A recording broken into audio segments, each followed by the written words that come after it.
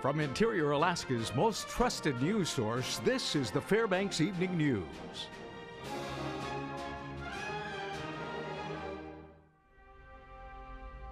Good evening. Thanks for joining us. Our top story tonight, Iditarod Trail sled dog race officials today confirmed they are moving to Plan B-1. That's right. Warm weather and poor trail conditions have already forced Plan B, which called for the official restart of the 2015 Iditarod to take place here in Fairbanks rather than Willow a week from today. Now, Iditarod CEO Stan Hooley announced at a press briefing this afternoon that the original plan to start the race on the Chena River in front of Pikes Hotel has been scrapped. The race will now begin about 250 feet away between Pikes and Airport Way. Teams will run on Dale Road, turning right onto Broadmoor Street. They will then follow Broadmoor until reaching the Chena River, where they will head downstream. This will allow the 78 teams a way to avoid about a mile of the Chena that is plagued with thin ice and areas of open water.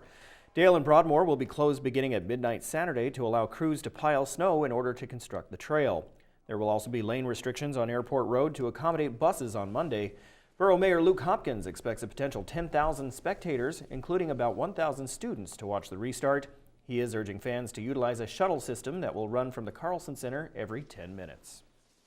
People should not plan on driving down to the race, the start of the race.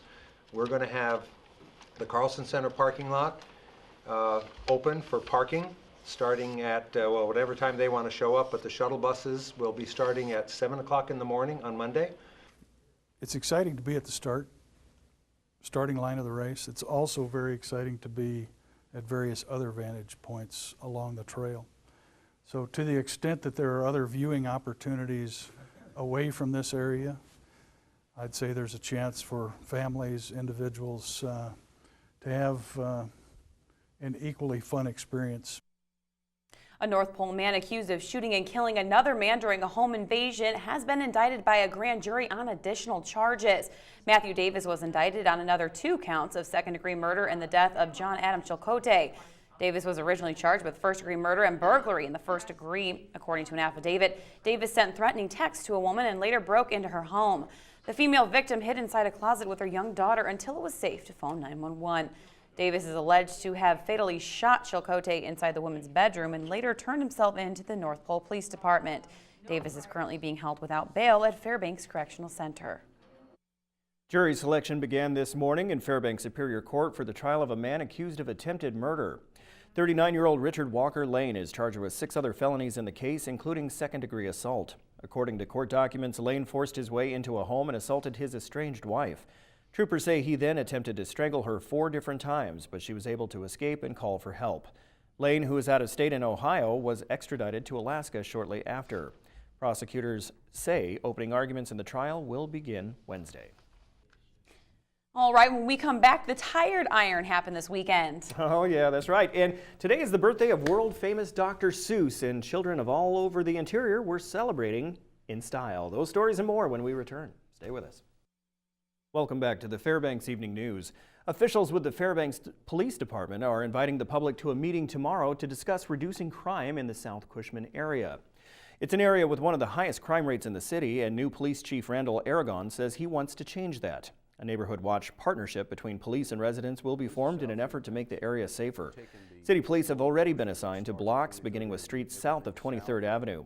Over 1,100 flyers were sent out by the department to encourage people to attend tomorrow night's meeting, which begins at 6 p.m. in the J.P. Jones Center. Aragon says he looks forward to speaking with Fairbanksans and hearing their safety concerns and ideas for preventative policing. The old system is what they call reactive policing is, I always kid about it, say, you call the police, send a car, make an arrest. Call the police, send a car, make an arrest.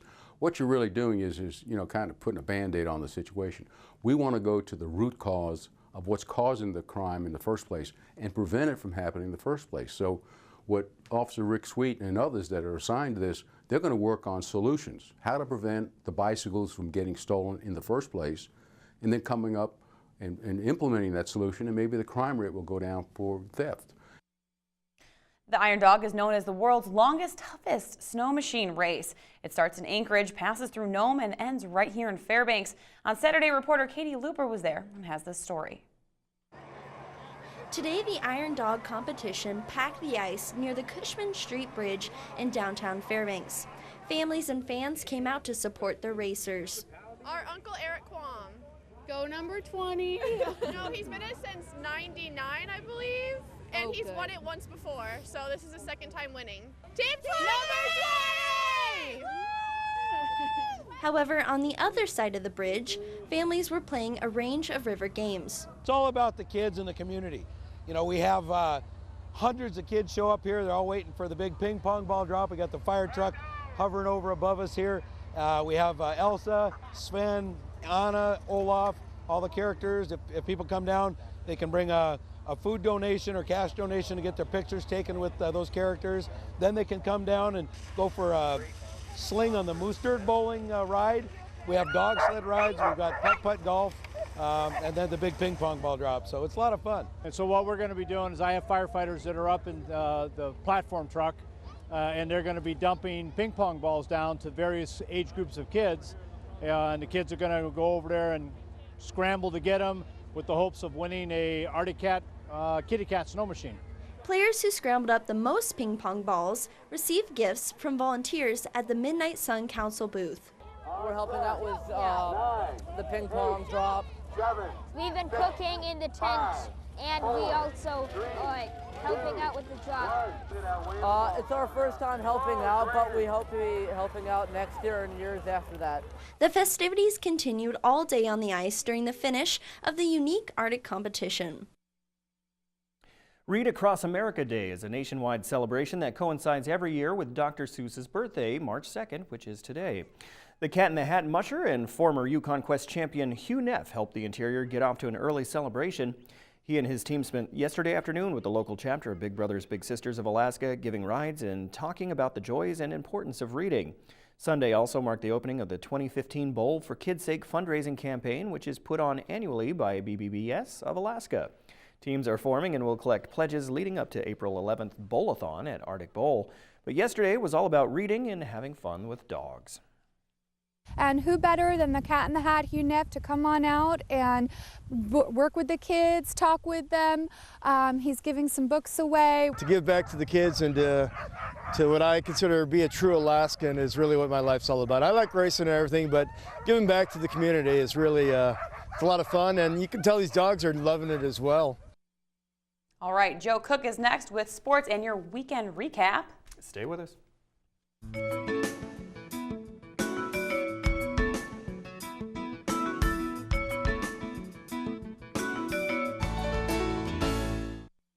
Welcome back, Interior Sports fans. Joe Cook here with your weekend recap. On Friday, Alaska scored 4 goals in a 4-2 win over the Alabama Huntsville Chargers.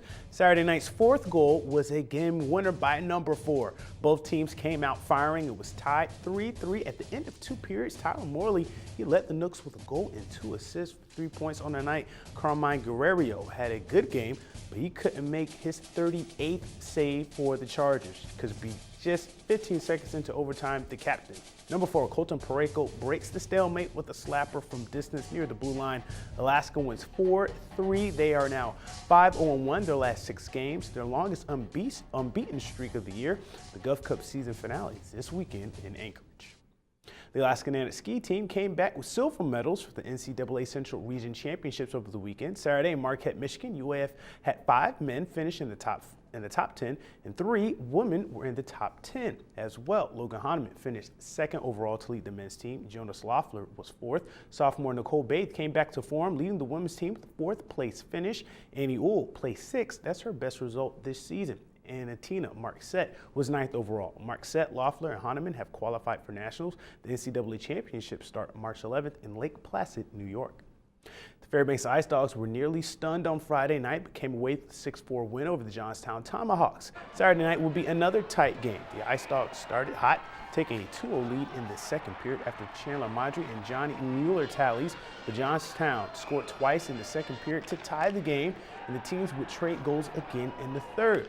Overtime went scoreless, but the Tomahawks would make the last play. Goalie Ryan Bednard made 36 saves for Johnstown, and Alex Alger, who scored 2 of Johnstown goals, scored the only goal in the shootout. The Tomahawks, they will win this one 4-3.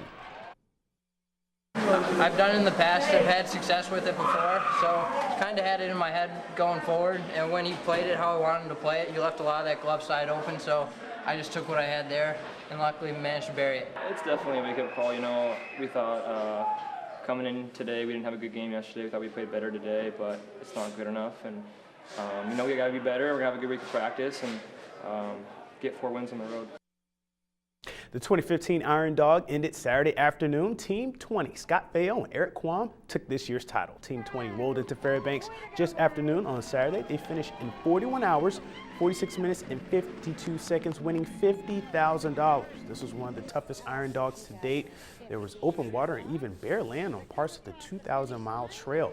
15 teams scratched this year after Quam McPhail, Aaron Bartell, and the legendary Scott Davis. Team 7 took second place. Team 17 of Allen Hill and Mark McKenna placed third. Tyler Huntington and Todd Palin, they finished 10th overall. And the Fairbanks duo of Ryan Folsom and Tony Green, they finished 14th overall. It's a grueling on your body to the training to get ready to do this race because the competition over the years just keeps getting stiffer and stiffer and stiffer. If you haven't got your raffle tickets yet, and more people are training harder and harder and harder. Eric's been awesome. I mean, a guy with a lot of experience. I mean, is a great rider. I mean, I've learned a ton this year from him, and man, it's been great. And now we wrap things up with this week's I-5 Interior Top 5 plays. Out of these 5, which one would be the play of the week? At number 5, Anthony Reese finds Almir Hadjisevich for the deuce. Almir had 20 and 9, while Reese had a near triple-double in an 82-78 overtime win over the St. Martin Saints on Thursday. Number 4, Jalen McCullough reaches the 1,000 career point mark after scoring a game-high 32 points against Galena on Thursday, which was also senior night. At number 3, Lexi Smith gets the steal and the layup. That was 2 of her 17 points as Allison upsets Galena on Friday, 42-41. At number 2, Hans Gorowski nails the game winner for the Ice Dogs, getting a pass from John Mueller, which deflects off a defender's stick. Gorowski finishes in a 6-4 win over Johnstown on Friday. At number 1, Colton Pareko gets a loose puck along the boards and launches the game-winning overtime goal for Alaska on Saturday. UAF wins 4-3 in overtime over the Alabama Huntsville Chargers on Pareko's second goal of the game. To vote for the play of the week, click on your play on the I-5 poll on Webster11.com. You can also comment on the KTVF Facebook and YouTube posts and send a tweet to KTVF11 Sports on Twitter for your vote. The play of the week will be revealed this Friday. The I-5 Sports Report is brought to you by Adient Orthopedic Physical Therapy.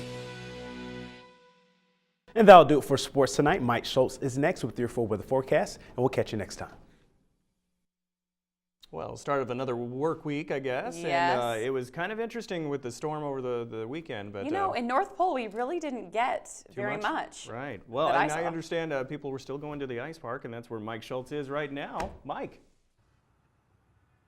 Hey guys, it was a beautiful day across the interior, especially here at the ice park, and I think Dick Brickley can vouch for that, right? Oh, absolutely, Mike. It was wonderful today. The sun was out, and it was just great here at the ice park. Saturday night, they started the multi-blocks, and they got a little bit of a delay because of our mini blizzard we had, but things are rolling right along now, right? Oh, yeah, they're on track. Everything's working good, so they finish up Thursday evening at 9 p.m.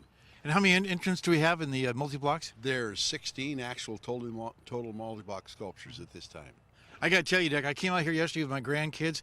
We had a ball. Those kids were climbing on every imaginable ice carving out there, and everybody, there was a good crowd here yesterday, and it was just really a lot of fun. Oh, it's a great place for the kids to come out and enjoy themselves. They will sleep good that night after they come to the ice park. You know what sure. They did last night? They crashed when they got home. It's a great babysitter, folks. To bring your kids out here, let them have a good time too. All right. Well, anyway, thanks a lot, Dick, for all you're doing, and this is just the beginning.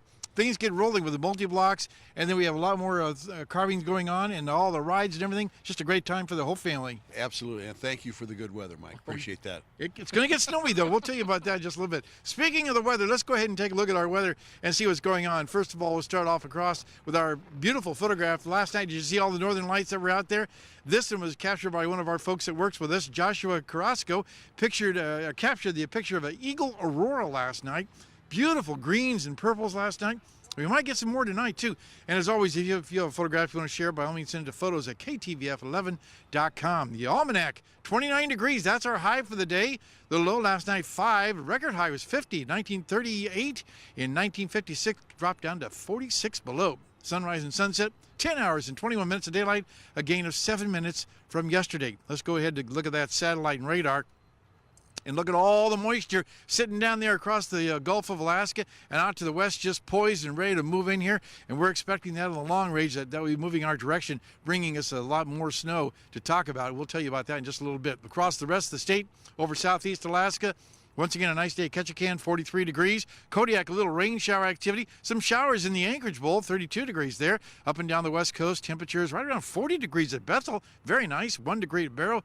And for Yukon, 10 degrees with sunshine. Lower 48 weather, a lot of activity going on over the Southern California area. They've had thunderstorms, hail, snow. They've got it all going on, and that system is going to be moving out. Elsewhere across the country, things are quieting down, although there are some rain showers being reported in Texas and more snow across the Central Plains. In fact, going to our satellite radar, you can see on the pinks and the blues, and once again, indicating where there's a lot of activity going on across the central sections, and that means more weather to talk about, and that'll be happening in the next few days. What's the jet stream look like? Well, for the most part, it looks like it's going to be the snowfall through Thursday is showing that we're looking at maybe some snow in the Atlanta area, Birmingham, and Greensville area.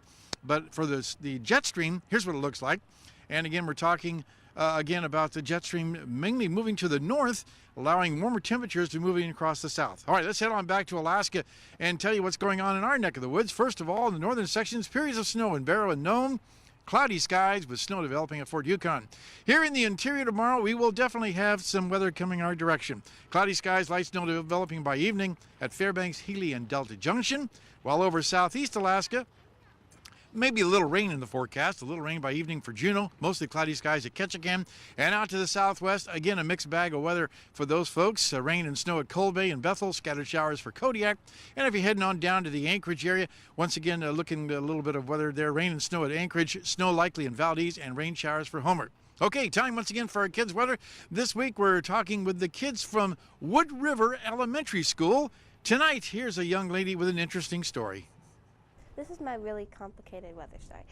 About 2 years back in November, we had freezing rain hit on Wednesday, so school was canceled.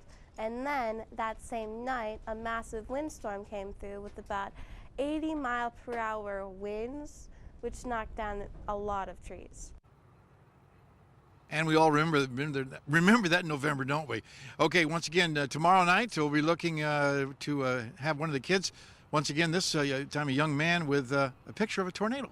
Here's your forecast for the remainder of the night. Again, overnight lows a little cooler than last night. Clear skies, maybe some more auroras like we had last night. And as far as tomorrow's forecast, more clouds, a chance of some snow by evening. And the 5-day outlook, look at the snow all the way across the board. Off and on, we'll tell you that we're looking at possibly some decent snowfall by Saturday and Sunday. More about that as the week progresses. Back to you guys. You know, I have to say, that was a pretty good photo by our own Josh. Yeah, that was very good. You know, I can never get the Northern Lights right. So it looked really good. Very good. Very good job. Very good job. And as far as the snow, well, just get your shovel out. Let it Be ready snow. for it. Let it snow. It is February. Or no, it's March now. It's March now, yeah, you're right. All right, that will wrap up this edition of the Fairbanks Evening News. We are glad you could join us. Tonight on NBC Nightly News, more police departments are equipping their officers with body cameras. That's next with Savannah Guthrie and for Lester Holt. Join us here 6 days a week at 6 and 11 or online anytime, webcenter11.com. We're going to leave you tonight with school-age hip hoppers from Wood River Elementary School. Oh, I think I know this teacher. She's really good. From all of us here at the News Center, have a good night.